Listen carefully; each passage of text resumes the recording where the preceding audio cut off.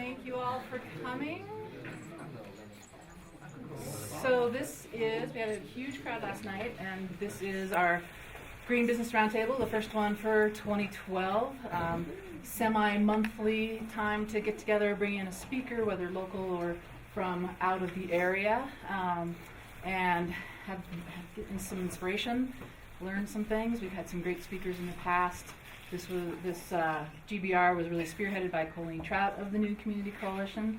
I'm Chris Holstrom of the New Community Coalition, and we've got a couple board members and a great crowd here this morning. This is going to be broadcast on Telluride TV this morning, and this GBRs have been going on for a while, but this is particular collaboration with the Wilkinson Public Library, whom we thank immensely, particularly Lisa, who cleaned up from last night and got us ready for this morning, Ryan, who's doing some of the audio visual, and Barb for putting this all together. But they got a small grant from the American Library Association called Building Common Ground, Discussions of Community, Civility, and Compassion. And Barb was particularly thrilled with the idea of nurture capital and was excited to have, when we were collaborating on who was going to speak, because this is going to go pretty much throughout the year, was very excited that we thought the idea of bringing in Woody Tasch from Slow Money and Michael Brownlee from Transition Colorado. So as part of this, we really hope to get our community involved. Again, we have education, engagement, and action. And as part of that, we'd love to get you, after this event, out in the breezeway there, if you have a reaction or an idea or something that inspired you, to give us just a couple of minutes on film so that we can post it to this website. That's a page on the Wilkinson Library website. Again, it's about what we can do, not just what we hear and what we learn, but what we're actually going to do with the knowledge that we're gaining. So again, thanks to you all for coming out on one of the rare powder mornings we've had. So we really appreciate that, and I'm pretty sure you're going to enjoy what you'll hear. In case you want to hear more, we're actually going to take them over to Ridgeway, where they're going to speak tonight at 7 o'clock at the 4-H Center. So there's a brand new transition group forming in your area, Ridgeway, called Transition Our Way, which are pretty fun. So I think Michael's going to go first, but I'm going to give you the bios of both of them. Michael, on his card, says Catalyst, which I love. And he's a catalyst for relocalization. He's co-founder of Boulder-based Transition Colorado, the first officially recognized transition initiative in North America. And if you don't know what that is, you're going to learn. As a statewide hub, his organization has midwifed several Colorado transition initiatives, all working towards the resilience and self-reliance of their communities.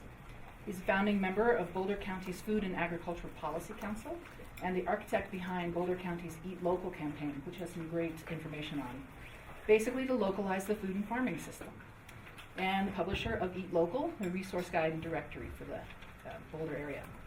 In 2011, Michael co-founded Localization Partners, which is now investing in joint ventures, slow money style, in scalable and replicable local food distribution systems and farm-to-school hubs, as well as offering powerful online tools and processes for catalyzing food localization as economic development in communities across North America. He was among the original initiators of Transition US, served on the board of directors of that organization, and is a certified trainer for the International Transition Movement, and along with fellow co-founder Lynette Marie Hanthorne, has trained hundreds of aspiring transitioners throughout the U.S. and many clinics. So maybe we'll have him back to actually have full-on clinics.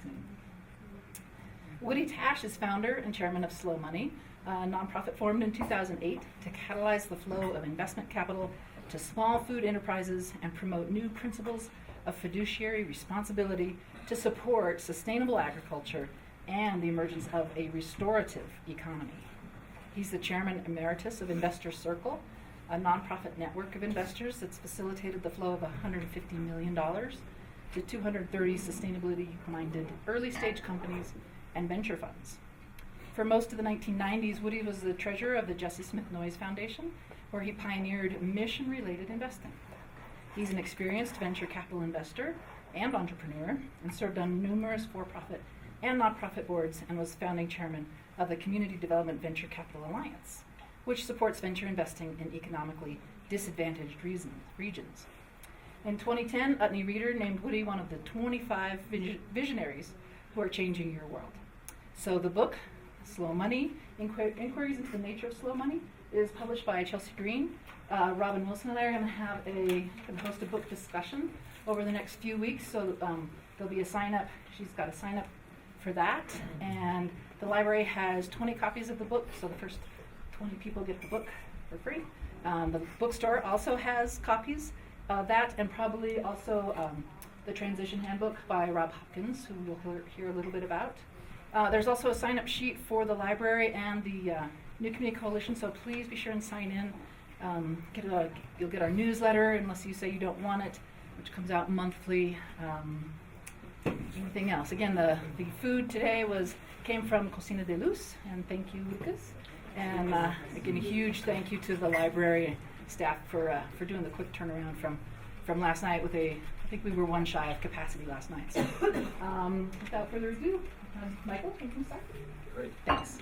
Good morning, everyone. Good morning. Let me just check to see who was here last night. Well, You can all take a nap for the next half hour. Pretty much the same information, but maybe I can give it a little bit different spin. Also, let me just check, how many of you are familiar with the transition movement, the international transition movement? Many of you are, okay. So, if you can get my PowerPoint up. Great. Thank you. So we founded our nonprofit organization just over 6 years ago to begin the process of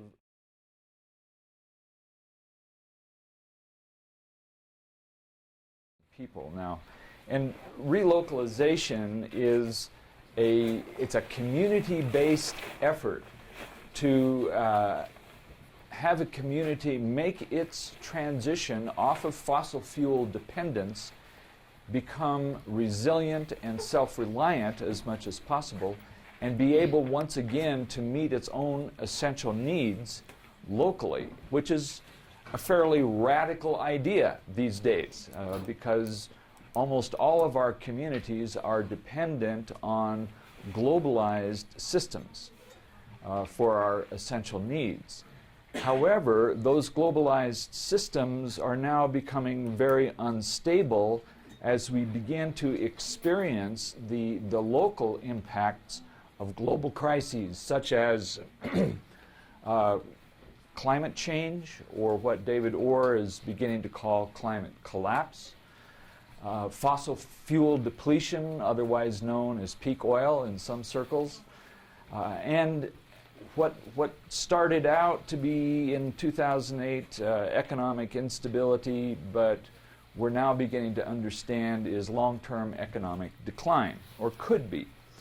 So that's addressing those challenges on a local level is really what the transition movement is about. It started in the UK in 2006, and there are now about 400 transition initiatives around the world in about 34 countries. And just about 100 of those initiatives are here in the US, and I'll talk a little bit about that later. But in early 2007, our organization began to focus on food in our community, or food localization, what we're calling the local food shift. And this got kicked off because we had a food working group in 2006 that was comprised of some very astute gardeners who were very good at metrics. And they started looking at, given the state of agriculture in Boulder County, how many people could we feed there? And what they found was it was only about 20,000 people. And then they looked at, okay, let's figure out how many people we could feed if we converted all available land to food production for local consumption using the very best bio-intensive methods. I mean, plowing up golf courses and lawns and parks and everything that was available, including, reducing our calorie intake and greatly simplifying our diet. They calculated that maybe we could feed as many as 185,000 people again in a county of 300,000. So we knew that we were vulnerable. Then we also discovered that in Boulder County, 34,000 people were already food insecure. And food insecure means basically you don't know where your next meal is coming from. And as the economy continues to unravel, we know that there will be more and more people who are in that same boat.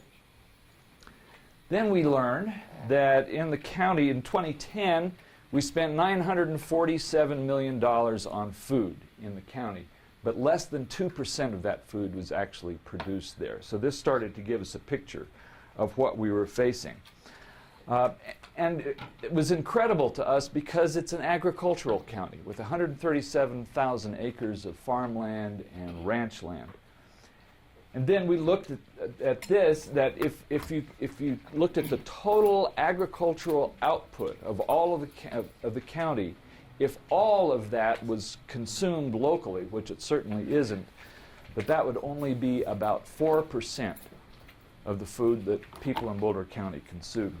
So this all helped us realize that we needed to shift our very export-oriented food system to be able to do something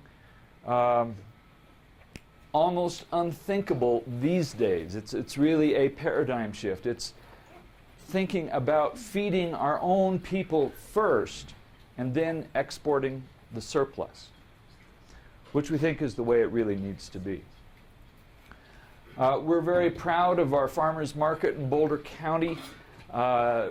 People in Boulder County say that this is one of the top 10 markets in the country. I'm not sure that's true. Some say it's number 4. I don't know. But we do know that about 14,000 people show up at the Boulder market on a Saturday.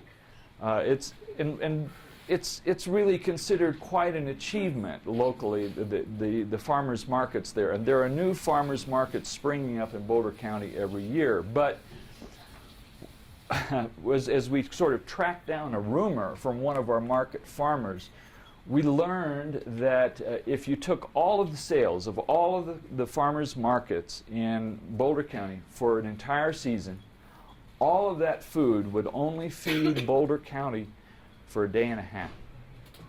Yeah, so it's really very, very tiny. And we also know, just sort of round out the picture, that many of our farmers who sell at the market could qualify for food stamps. Several of them work full-time jobs in order to be able to farm. So these are indicators that something is awry in our food system. So all of this led us in 2007 to launch a countywide Eat Local campaign, first as a public awareness and education campaign to increase the demand for locally produced food, but also to begin working on increasing production capacity and rebuilding the local food and farming infrastructure. And the goal that we had in mind here was to get to 25% food localization over a decade, which seems, a kind of a modest goal. But we've learned that it's going to require completely rebuilding the local food system, really fundamental changes. There are a lot of elements to the Eat Local campaign, including a magazine that we began publishing, the Eat Local Resource Guide and Directory, and an accompanying website. You can check that out. And this is also being made available to other communities. Our first sister community to adopt this was Sarasota, Florida. The Transition Initiative in Sarasota began to adopt this. We've also been doing an Eat Local Week, an annual Eat Local Week. Woody was a speaker at our last one. One of our recent projects was to launch a 10% local food shift challenge and pledge, encouraging everybody, including businesses, to devote up to 10% of their food budget to locally produced food. And recently we've been rethinking our entire Eat Local campaign, and we're rebranding it as the Local Food Shift. And we're as part of this, all of the tools and processes that we've been developing over the last several years, we're making available now to other communities as they take on the challenge of the local food shift. So if you're interested in any of these, I'd be happy to talk to you about that. Our organization became the first transition initiative in North America in 2008, but we had started our relocalization work actually before there even was a transition movement. We're also now recognized as a slow money chapter and also a chapter of the Business Alliance for Local Living Economies.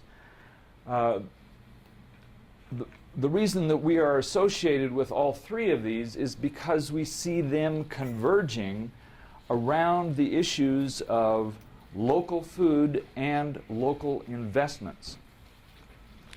There are a lot of reasons for pursuing food localization. There are great benefits. For instance, this might be the best thing that we can do on a local level to reduce greenhouse gas emissions. It also may be one of the best things that we could do to contribute to the health and the well-being of our communities and our children, especially with farm-to-school programs. It's also a powerful way to strengthen our local economies. But perhaps the most, could I get a little bit more coffee? Anybody? You bet. I was going to say I'd like some water, but actually coffee would be better. Thank you. It's not very local. It's not like, well, It's okay if you fall asleep, but it's not good if you fall asleep. it's interesting. He said it's not very local. And, you know, it's one of the questions that we often get is, what's your definition of local? And, you know, the coffee that's coming here is not grown here, but it is hopefully as local as possible. You know, and I think that that's a definition that we need to think about more and more. What is as local as possible for our various foodstuffs? Obviously, we can't grow everything locally, especially in places like Telluride, right? So where was I here? Okay, yeah. So the reasons and the benefits for doing, thank you very much, for doing food localization. Of all of these, maybe the most compelling these days is economic development. And this is a fairly new idea in many places to look at food localization as economic development. But we're seeing that because the infrastructure of our local food systems has been completely replaced by globalized, corporatized systems, we need to now quickly rebuild that local infrastructure, food infrastructure, to be able to regain the capacity to provision our food needs locally once again. In Boulder County, we know that we're going to need to have scores of new farms, hundreds of new farmers, thousands more acres devoted to food production, along with all of the food processing, storage, and distribution systems that will be needed to support this local food shift. And over the last year and a half or so, we've been working with the economist Michael Schumann. He's the Director of Research and Business Development for the Business Alliance for Local Living Economies, Bali. He has a new book coming out in a couple of weeks here. And we've asked him to develop a study in Boulder County on the economic benefits, economic impact of 25% food localization. And we now have the numbers in, and we're just beginning to make use of these numbers, and it turns out they're fairly significant. If we look at the entire state of Colorado, 25% localization means 31,000 new jobs. Pretty significant. Lots of money, $2.2 billion in local GDP, almost $200 million a year in additional business taxes to the state. In Boulder, It represents 1,700 new jobs. Boulder County, 1,700 new jobs, $12 million a year in state and local taxes. It's interesting, this number of business taxes, that gets the attention of the local government. So these numbers that we have now are beginning to change the whole conversation about local food. Certainly in Boulder County, Colorado is going to take a little bit longer. You'd think that any economic sector that could promise 31,000 new jobs would have the attention of the state government. But I can tell you that the Colorado Economic Development is not yet considering food localization as an economic development strategy. That'll change over time, but it will take some time. But with those numbers, we think that fairly quickly we'll be able to make food localization a top economic development agenda throughout the region and the state. There are lots of challenges in getting to 25% food localization, and I should say that now that we have these numbers, there is a group of us that are working on a community level to develop a very comprehensive strategic plan for actually achieving 25% food localization. And if you're familiar with the transition movement and the sort of the holy grail of a transition initiative is to develop an energy descent action plan for a community, well, this is kind of the equivalent of that, only it's all focused on food. The biggest barrier, the biggest challenge in reaching 25% is access to capital. And it's just going to take a lot of money to rebuild this infrastructure, to expand production capacity, to put in place the systems that are needed, that have been obliterated by globalized systems.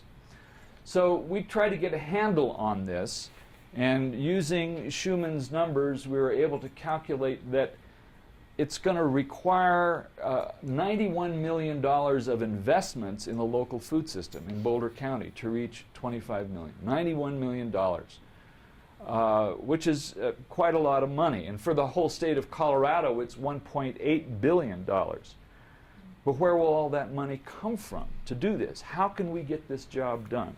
On those numbers, is that strictly for infrastructure rebuilding, or are you talking about property purchasing? And it's everything, including farmers expanding their farms, using better production methods. It's everything that's needed. Yeah, it's a rough ballpark number, but it just gives us sort of a target to begin to shoot at. So it's no secret that in Boulder County, there's a lot of wealth. There's it's money that we've noticed this in the last few years. People have money, but it's all invested out there somewhere. That money is out there zipping around the world. Woody calls this fast money. It's money that's looking to make as much money as quickly as possible. And for fast money investors, often the best way to do that is to invest in companies whose activities are directly contributing to our global crises. Yeah, very interesting. So that's fast money. And Woody's helping us to understand that the economic crisis that we've been experiencing in the last few years is exactly what you can expect when the relationships between money, community, nature, and the land are broken, disconnected. That's what we're experiencing. Woody will talk about this, but his book, Inquiries into the Nature of Slow Money, has been a game changer for us. How many have read the book? I'll just ask. How many are going to read the book? Okay, good. It's one of the most important books, I think, to land on the planet in the last several years. And in the book, he's talking about catalyzing new forms of local investment that catalyze the transition from a commerce of extraction and consumption to a commerce of preservation and restoration. And this means especially investing in the local food system. Just by the way, I found this little factoid recently that chefs identify among the top 5 trends for 2012, local features very prominently. Number 1 is locally sourced meats and seafood. 2 is locally grown produce. Number 5 is hyper-local, restaurants who are vertically integrating. So local is becoming extremely important in our food system here. Woody's teaching us about restorative economics, following some core principles of carrying capacity. I mean, who thinks about designing plans that take into account carrying capacity these days? Cultural and biological diversity, sense of place, rootedness in place, and care of the commons.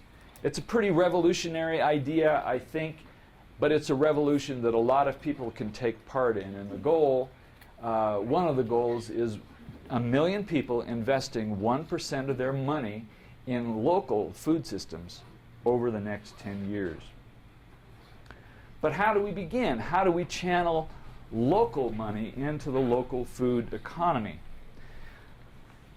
Well, in Boulder County, we know that individuals in Boulder County have $26.5 billion in non-local stocks, bonds, and various investment funds. It's a lot of money. That doesn't even count the $7.5 billion that people have in cash in bank accounts, basically.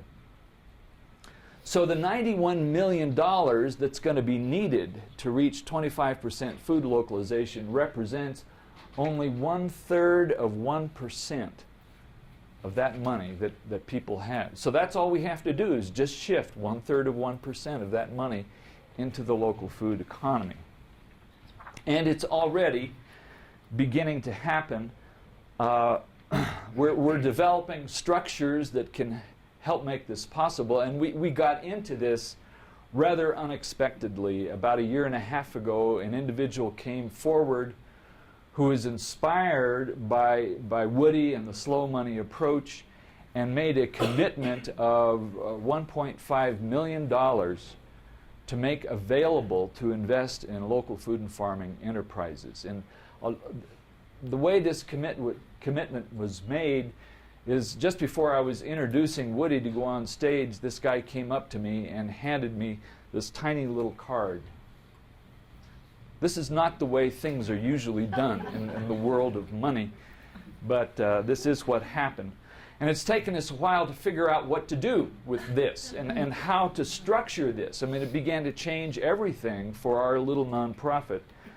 But after about 1 year's worth of research and getting advice, often conflicting advice from a number of people, we finally formed Localization Partners, LLC. And this is where all of that money went. This is owned, 99% owned by Transition Colorado. And the money that was put into it is a 10-year, no-interest, slow money loan, really in the spirit of slow money. And our mandate is catalyzing investments in the local food economy. So we're looking to grow this fund, attracting other investors into it, and we're also making investments ourselves. And the first was to begin to address the challenge of a core part of our missing infrastructure in the local food system, which is distribution. How do we connect growers with their bigger markets? I mean, it's okay for them to be selling CSAs and selling at the farmer's market, but we know that that's just a tiny amount of what's needed. How do they market more to restaurants, to retailers, to institutions and schools? So we're building a distribution system. Right now it's called Source Local Foods, and it is a joint venture between Localization Partners and a little company called, not so little, about 6-year-old company called Recyc Oil, who has been collecting grease and used oils from restaurants and institutions all over the Front Range and even beyond the Front Range. So with all the expertise that they've developed in doing that over the last 6 years, we realized that could be leveraged into building a food distribution system. So we've put quite a chunk of money into building this. Just before I wrap up here, I want to talk a little bit about some of the investment vehicles that we see beginning to emerge and we're trying to put into place. On the smallest level, there is the Slow Money Investment Club. We just formed a new one in Boulder called Bet the Farm. And it's modeled after an investment club in Maine called No Small Potatoes. And what this does is it allows up to about 20 people to invest equally, put money into a pot. It's forming a simple LLC. Everybody puts in the same amount of money, and then they vote on how that money is going to be invested. And for this to stay below the radar of the SEC, so you don't have to jump through all of the SEC hoops, the requirement is that every one of the people involved in the investment club has to actively participate in every investment decision. And you can kind of imagine what it would be like to be involved with 20 people that you know and figuring out where to put money into the local food system. It's a very exciting prospect. So we're starting with $5,000 each. There will be other clubs that will form that will have a higher level of investment. And at a bigger level, we're looking at a business development company or bidco, and this is for raising, say, up to $10 to $50 million. And this is a structure that allows up to 500 accredited and non-accredited investors to pool their money to invest locally. It requires professional management, of course, but this is a vehicle that several communities around the country are now beginning to consider, and we're looking at it very seriously in Boulder County. The last one I'll mention is what Woody has called a slow muni, or a local food authority that could issue local food bonds with interest payments to bondholders that would be exempt from federal taxation, so that anyone, again including unaccredited investors, could buy shares. We think that could greatly stimulate lending and investment locally in the food system.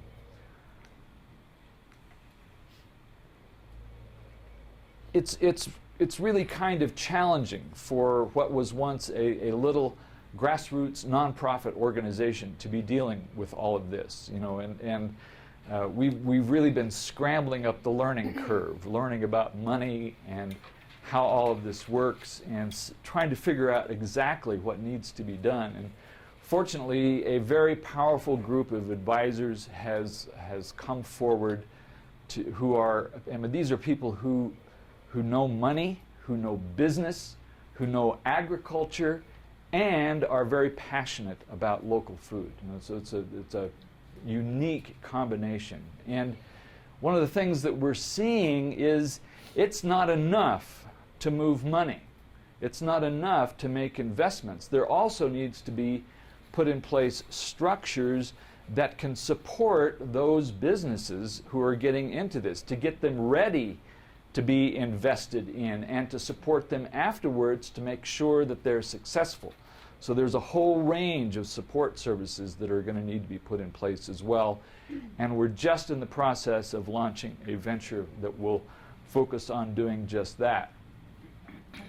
So I'll close by saying that rebuilding and relocalizing our food and farming system is a massive process. It is in Boulder County. It is anywhere.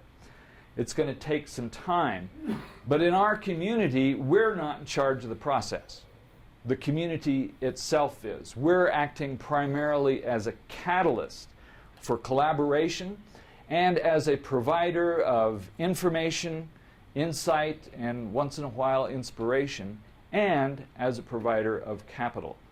But all of this is an experiment, and as Rob Hopkins, the founder of the transition movement, says in his cheerful disclaimer, we really don't know if this is going to work. But what we do know is that if we wait for government or big business, it'll be too little, too late. And if we act just as individuals, it'll surely be too little. But if we act together as communities, it might be just enough, just in time. Thank you very much.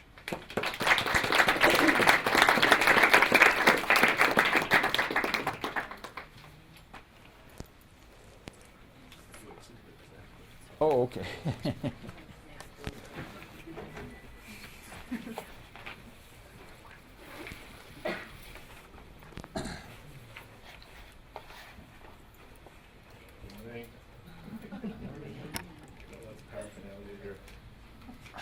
So, I'm not really asking for Chris's permission, because I know she will give it.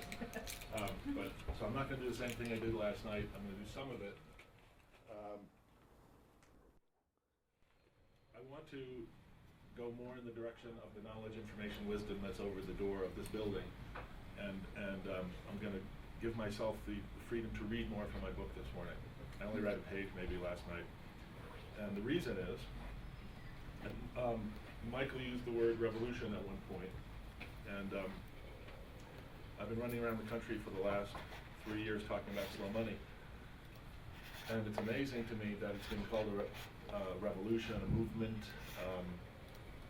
I could bore you with all kinds of things people are saying, but maybe one which is somewhat relevant would be Entrepreneur.com called slow money one of the top 5 trends in finance in 2000.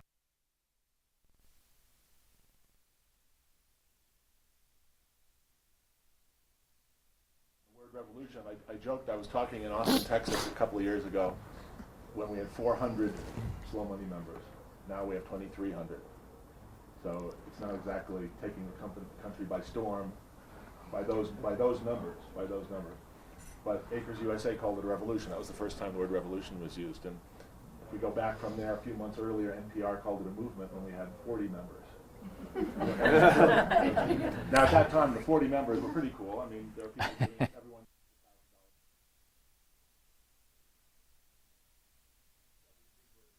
People who've been around a long time doing either philanthropy or social investing or organic food. But still, there's been something about this process that has, let's say, the ideas have been racing out ahead of the doing. Someone was here before, just said we're in a phase where we're going from doing to being. And so I'm gonna zoom way back from what Michael said. It's great that he went first because he gave you on the ground what's actually happening in one place. And there are now 13 slow money chapters around the country, of which Boulder is one. We just had a call last week of chapter leaders and group leaders who want to become chapters. It looks like by the end of next week there'll be about 18 officially recognized chapters of slow money. And these are places where a handful of people who have become members of slow money, of this 2,300 people now,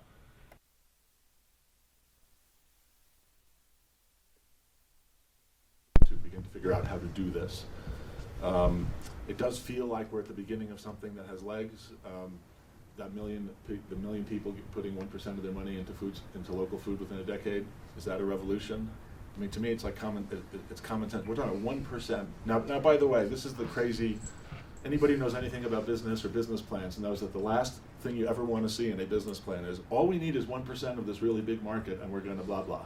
If you see that in a business plan, you usually throw it away.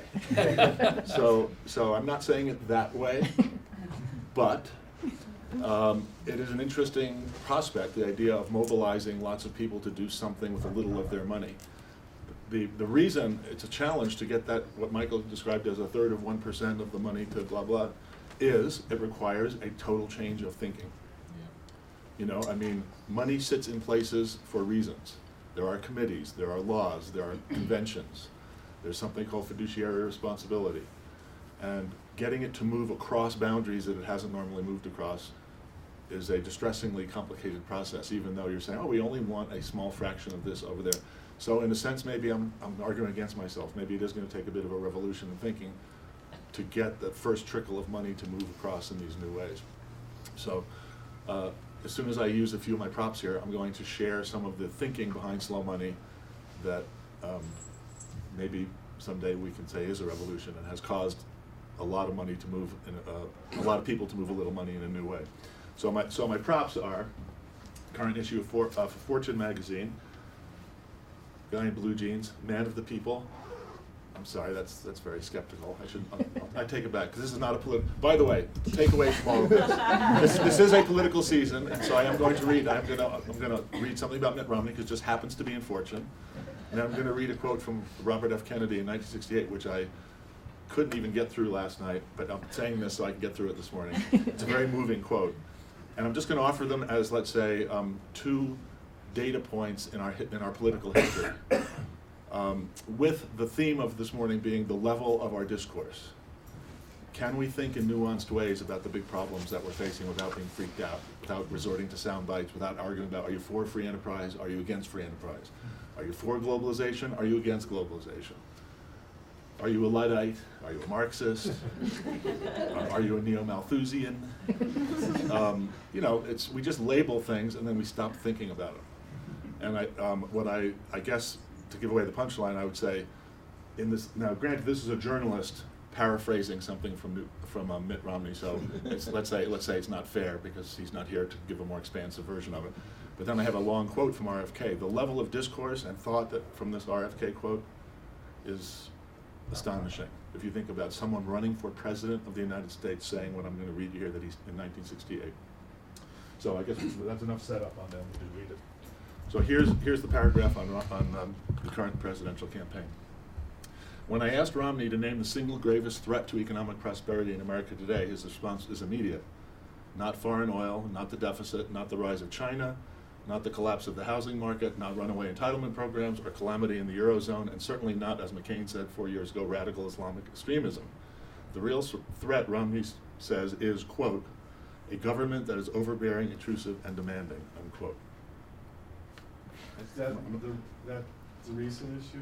Yeah, I think this is the most recent one. All right.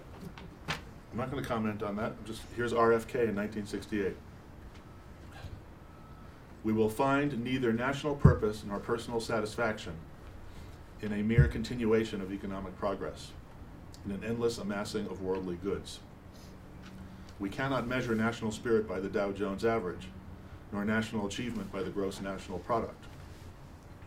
For the gross national product includes air pollution and ambulances to clear our highways from carnage. It counts special locks for our doors and jails for the people who break them. The gross national product includes the destruction of the redwoods and the death of Lake Superior. It grows with the production of napalm and missiles and nuclear warheads. It includes the broadcasting of television programs which glorify violence to sell goods to our children. And if the gross national product includes all this, there is much that it does not comprehend. It does not allow for the health of our families, the quality of their education, or the joy of their play. It is indifferent to the decency of our factories and the safety of our streets alike. It does not include the beauty of our poetry or the strength of our marriages, the intelligence of our public debate, or the integrity of our public officials. The gross national product measures neither our wit nor our courage, neither our wisdom nor our learning. This is on the campaign trail, candidate for president. Neither our compassion, this is a series on compassion, nor our devotion to our country. It measures everything, in short, except that which makes life worthwhile, and it can tell us everything about America except whether we are proud to be Americans. Okay, got through it, sort of. All right, so what happened to our ability to think and talk about real structural problems? I mean, I don't think in 1968 there were very many people saying the GNP was a structural problem, that the Dow Jones Industrial Average was a problem. And now here we are, how many years later, 40 some odd years later, and having gone through, let's say, something more than a kick in the stomach about what the economy is or how the economy should work, or how the disconnect between financial markets and real life, or the inability of, let's say, financiers to stake on the ground. When we talk about bringing money back down to earth, I'll read the slow money principles in a minute.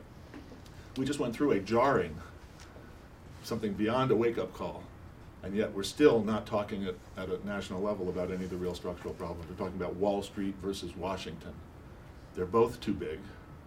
They're both out of control. No one's really able to manage them. They're both corrupted. I'm not saying corrupt like all the people are corrupt, but the systems are so complicated and large and difficult to manage that the odds of them solving our problems are, in my opinion, extremely low. There's another system that's broken that we don't. In my introduction, Chris mentioned mission-related investing. How many people have heard of mission-related investing?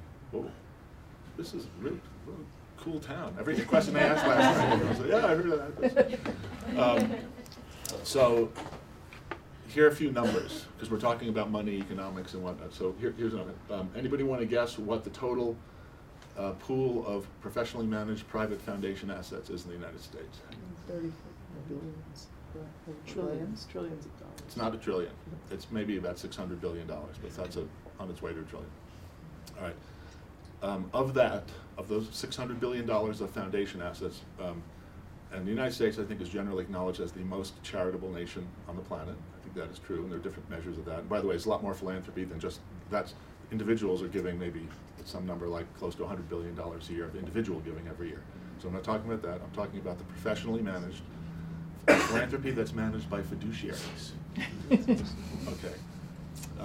So of that $600 billion, and you're talking about everything Gates being the most visible all the way down to smaller family foundations.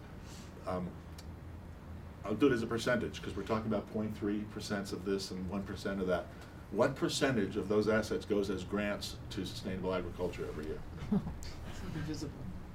Someone says invisible. That's pretty close. 1/4%. We've got 1/10 of 1%, and it's less. It's more like a few hundredths of a percent. It's about $100 million a year of grants go from the private, professionally managed foundations. So I would offer that as just one data point of a system that is structurally incapable of responding to the problems. Now we can have a long discussion about why that is, how it got to that point, where the money's actually going.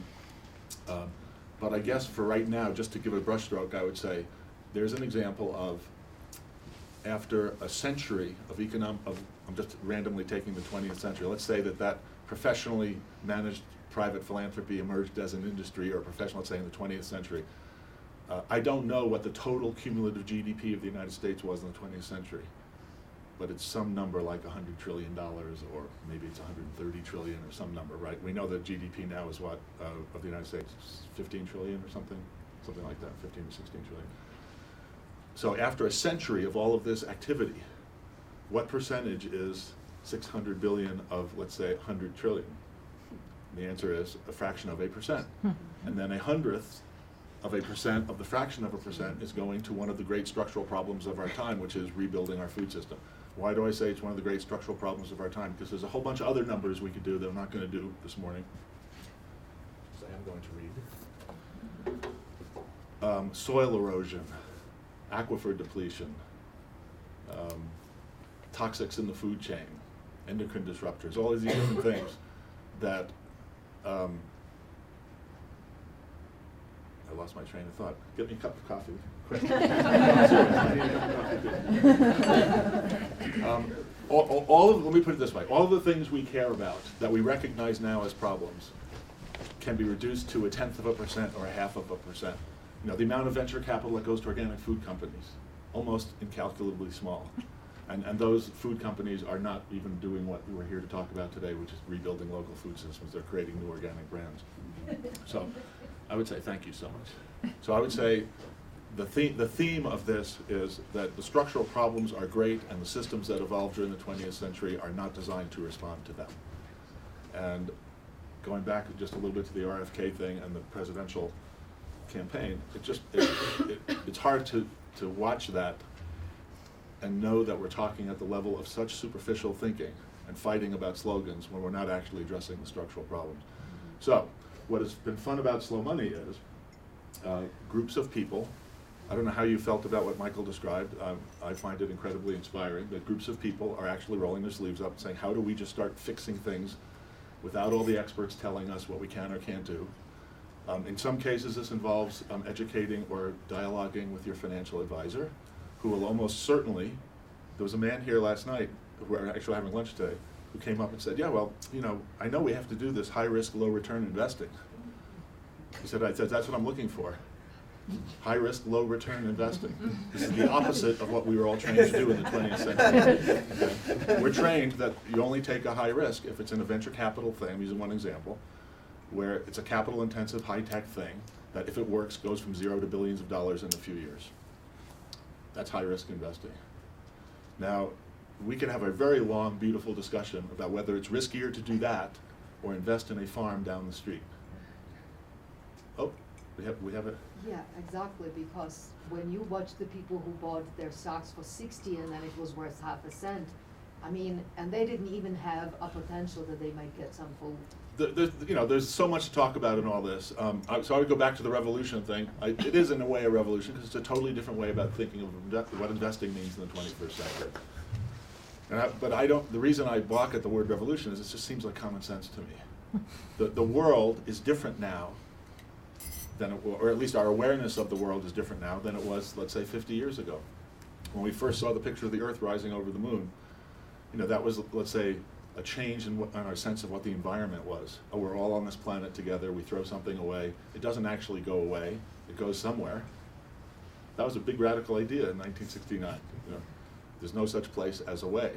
And one of my many little epiphanies I've had in talking about slow money for the last couple of years and really dialoguing with folks is that to the modern investor, there's no such place as here. Right? I mean, first there was no such place as away, then, wait a minute, there's no such place here. You're not taught to invest as if your community matters. You're taught about asset classes and emerging markets and risk return frontiers and all kinds of abstract securities.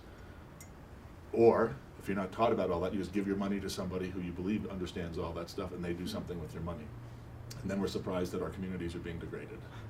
All of our wealth is out there, Michael referred to this, is zooming around the planet.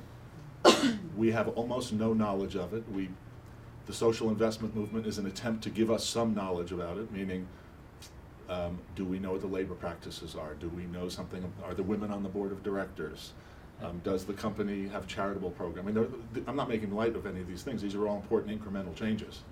But I would argue they're very incremental and ultimately dissatisfying to me if I know my ultimate objective is to rebuild the health of the soil or my community.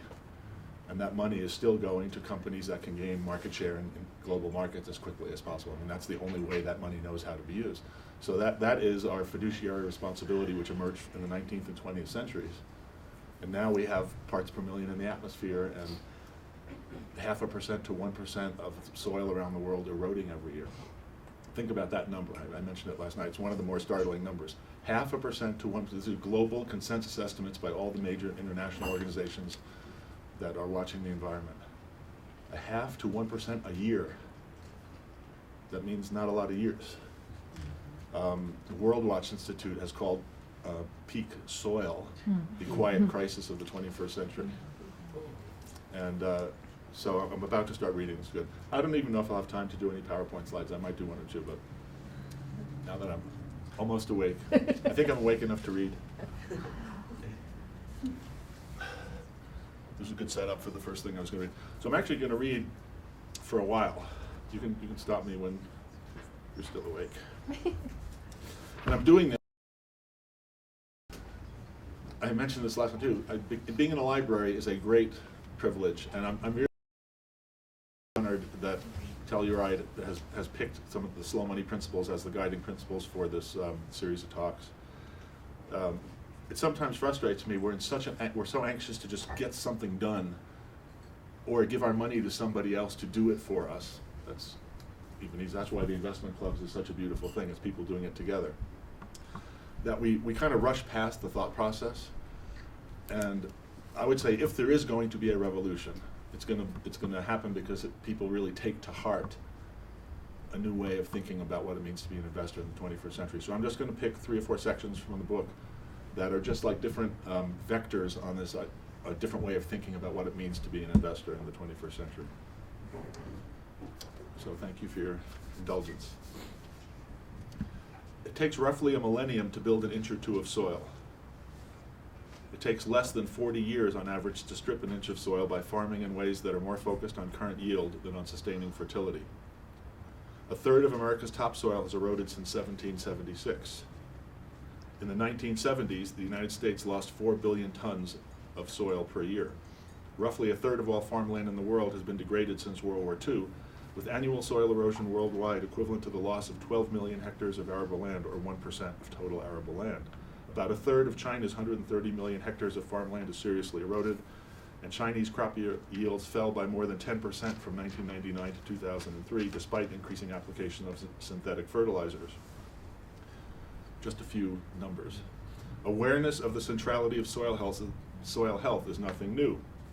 Aristotle laid the foundation for the humus theory of plant nutrition. His student, Theophrastus, is often called the father of botany. The homo of Homo sapiens is derived from the Latin humus, for living soil.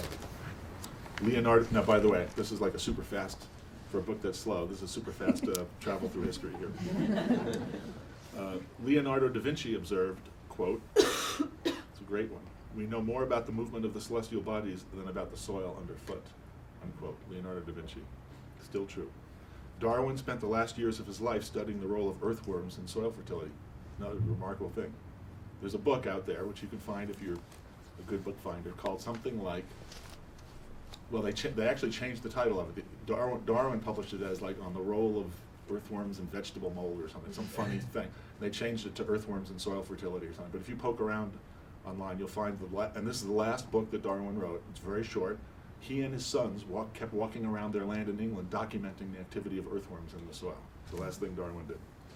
After World War I, Sir Albert Howard, perhaps the father of 20th century organic agriculture, heralded the problems that would follow the manufacture of synthetic fertilizers by munition manufacturers looking for new post-war markets for nitrates.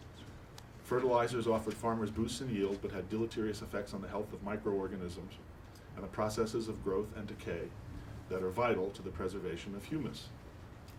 In the first decade of the 21st century, despite beyond explosive growth in our knowledge of everything from atomic energy to galactic motion, our ignorance with respect to life teeming in the soil remains humbling.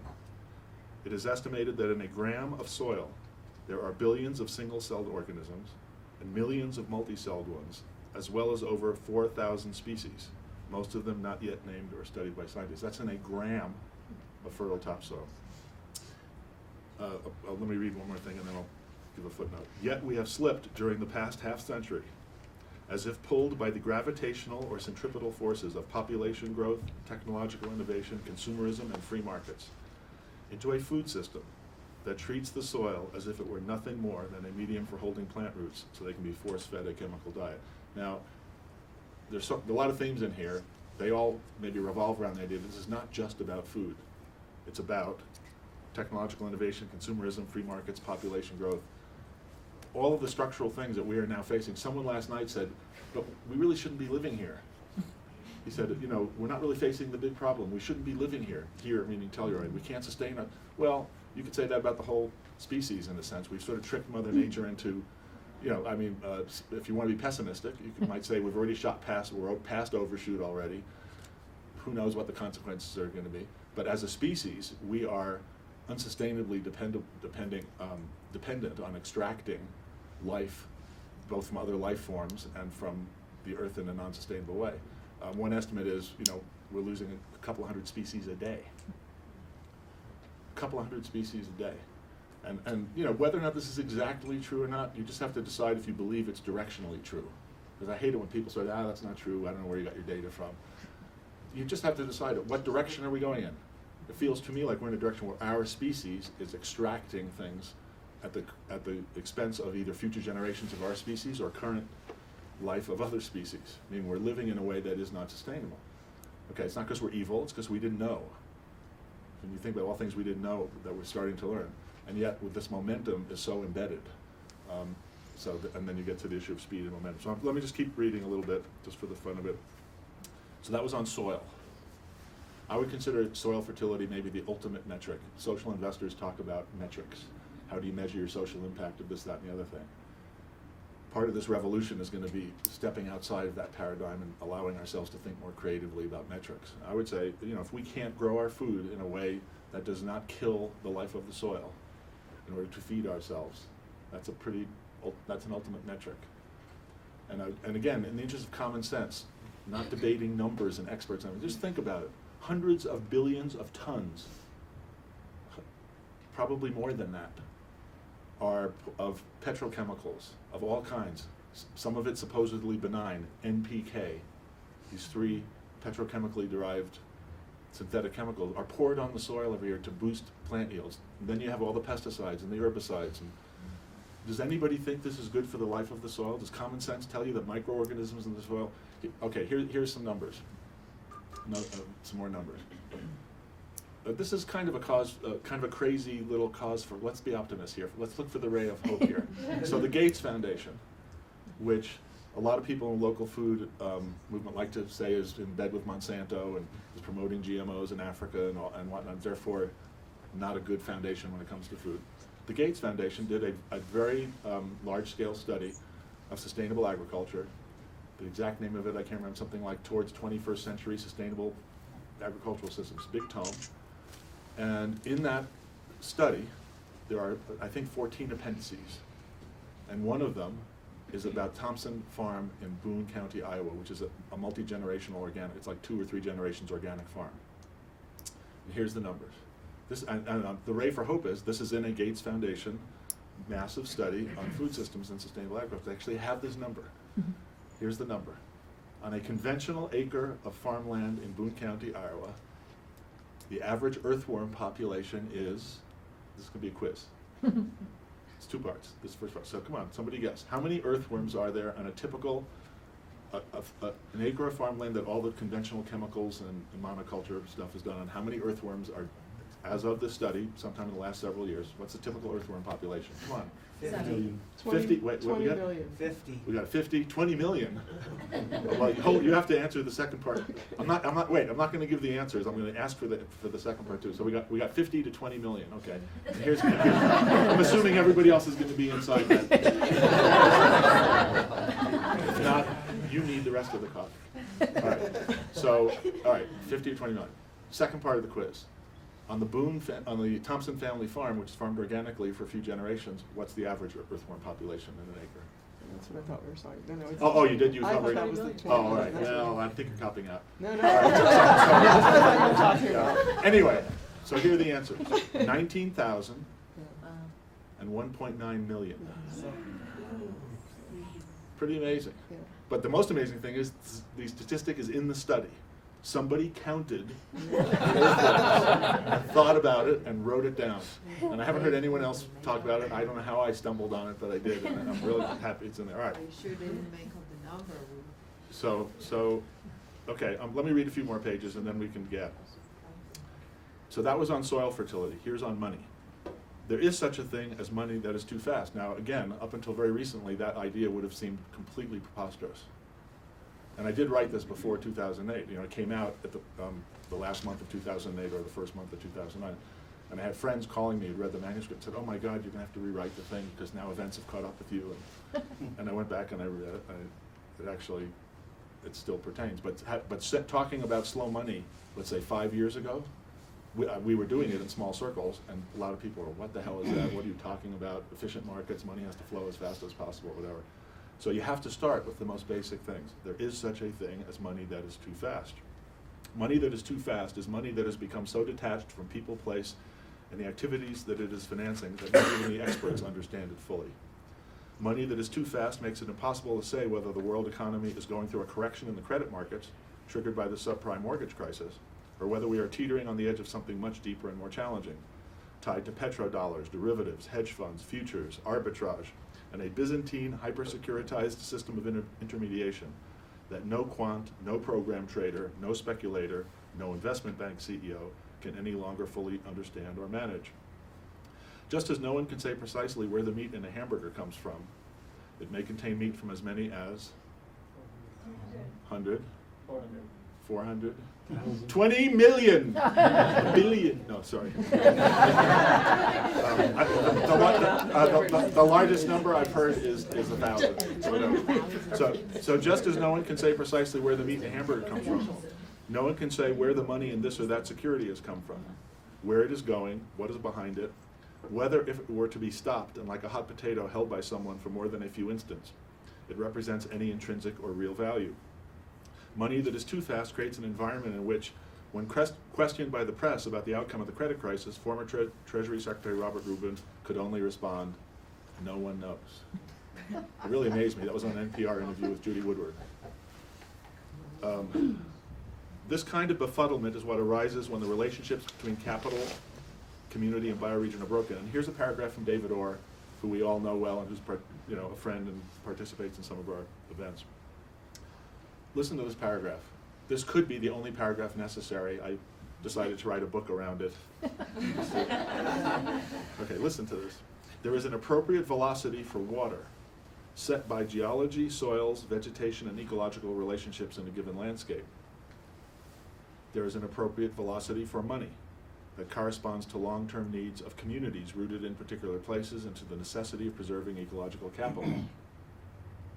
There is an appropriate velocity for information set by the assimilative capacity of the mind. I always pause on that, but I really have to pause on it being in a library this morning. The assimilative capacity of the mind. And by the collective learning rate of communities and entire societies. Having exceeded the speed limits, we are vulnerable to ecological degradation, economic arrangements that are unjust and unsustainable, and in the face of great and complex problems, to befuddlement that comes with information overload. I mean, come on, let's just put that on a placard and occupy that. So appropriate velocity for water, money, and information. Whatever you think about those things, just having that discussion, just allowing yourself to kind of meditate on or wonder about what that might mean, I think we'd come out someplace better than we are. All right, so thank you, David Orr, for that. Okay, I read this one last night, but I want to read it again. We started talking about CSAs last night in the discussion. And so here are the words of Paul Muller, who is one of the owners of Full Belly Farm in outside San Francisco. It's about a 1,500-person CSA, 30 years old, one of the leading CSAs, I'd say, one of the more mature, successful CSAs in the country. Microbial life in the soil is our bank.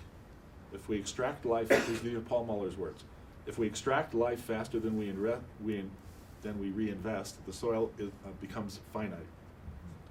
Our customers are also our bank. They are our storehouse of financial capital. What is really important about CSAs is that these relationships allow us to leave behind the export model, which for years was all there was in farming. You grew food, but you went to the market to buy your groceries. In fact, one of our neighbors has been raising cattle for 50 years, and until last year, he had never eaten any of his own beef. So that's Michael's thing about how it's an export economy. In the old export model, you never knew the buyer. You didn't realize the full value of your produce, so you couldn't reinvest. With the CSA model, we are in a position to reinvest, keep money moving locally, and this has a revitalizing effect on rural communities that desperately need it. More than that, the CSA creates direct feedback loops between consumers and the growing of their food. The value of these information-rich relationships is hard to overstate. In the interest of time, I'm not going to comment. All right, now here's something I never get to read.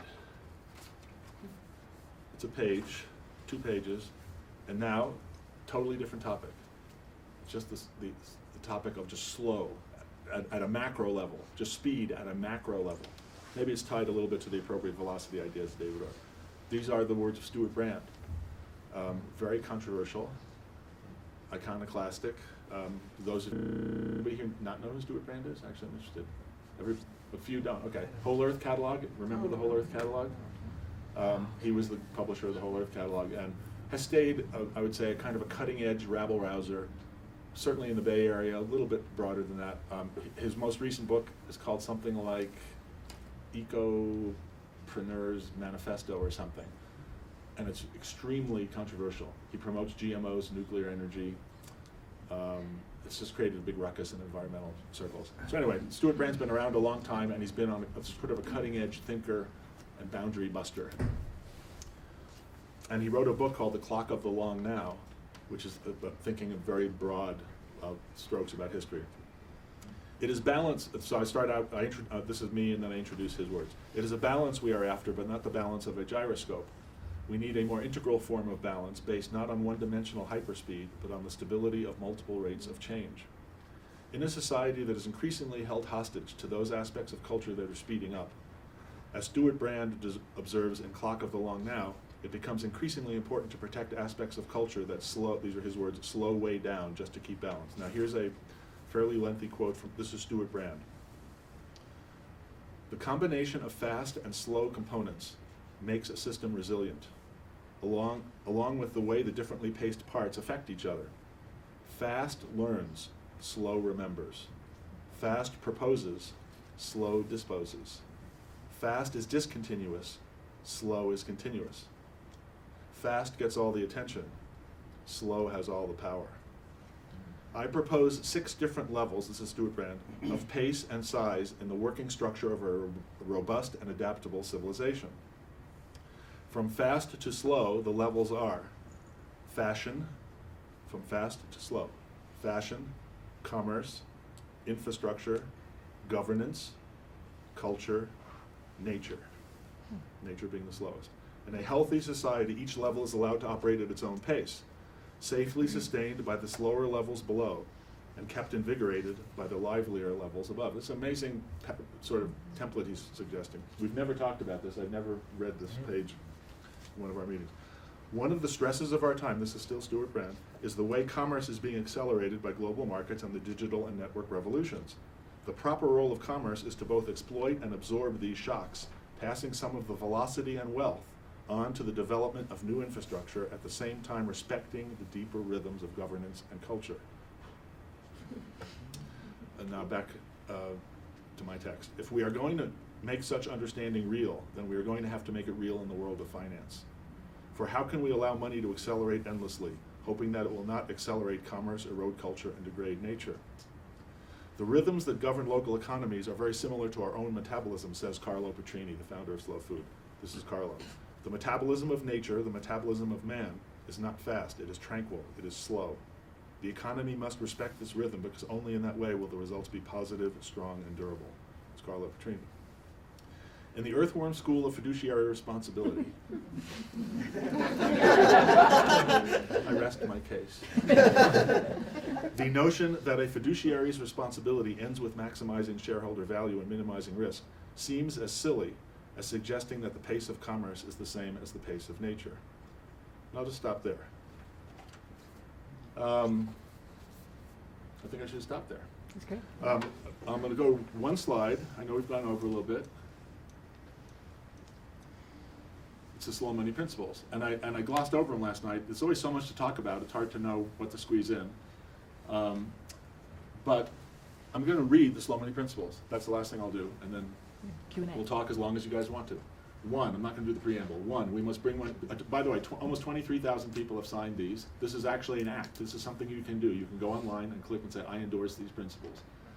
And the reason, the principles are kind of a one-page, abstract of the book and all of the discussions we've all been having. Why are they important? Because if we are going to have the gumption to work together to start solving the structural problems of our economy, then we have to do it, I think, united by a value proposition that that acts as our bedrock. And so here are the slow money principles. 1, we must bring money back down to earth. 2, there is such a thing as money that is too fast, companies that are too big, finance that is too complex. Therefore, we must slow our money down. Not all of it, of course, but enough to matter.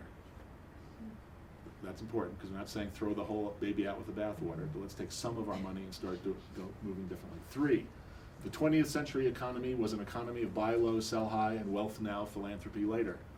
What one venture capitalist called the largest legal accumulation of wealth in history. The 21st century economy will usher in the era of nurture capital, built around principles of carrying capacity, care of the commons, sense of place, and nonviolence. I consider killing microorganisms, this is going to sound a little effete, I suppose, but our food system is violent. Our economy is violent.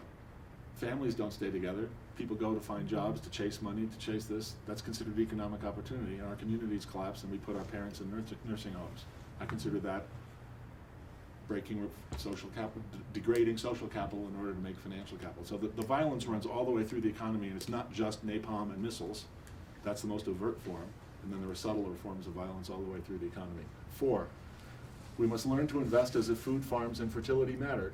We must steer major new sources of capital to small food enterprises. 5, let us celebrate the new generation of entrepreneurs, consumers, and investors who are showing the way from making a killing to making a living. 6, Paul Newman said, I just happen to think that in life we need to be a little like the farmer who puts back into the soil what he takes out. The last line of Paul Newman's obituary in the New York Times. Those words. Recognizing the wisdom of these words, let us begin rebuilding our economy from the ground up by asking, there are 3 questions. 1, what would the world be like if we invested 50% of our assets within 50 miles of where we live? Why is that revolutionary? It's common sense. I mean, who thinks we're going to have a good world if all your money goes someplace else and you don't know where it is, and your community, and you don't actually have the responsibility, and I would say, or rewards and fun, and friendly aggravation of working with your friends and neighbors to figure out where we are going to invest in our community? What kind of world are we going to end up with? We got that world. We are getting that world.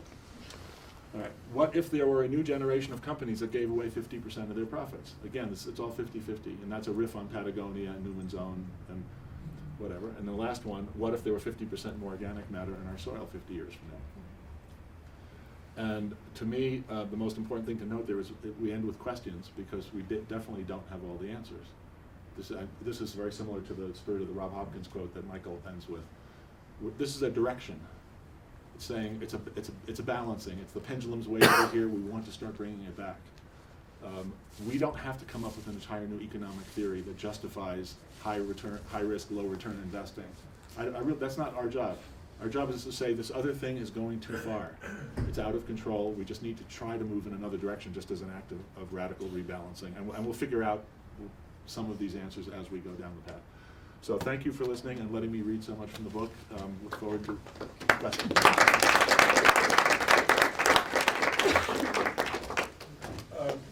I have not read the book. I certainly enjoy what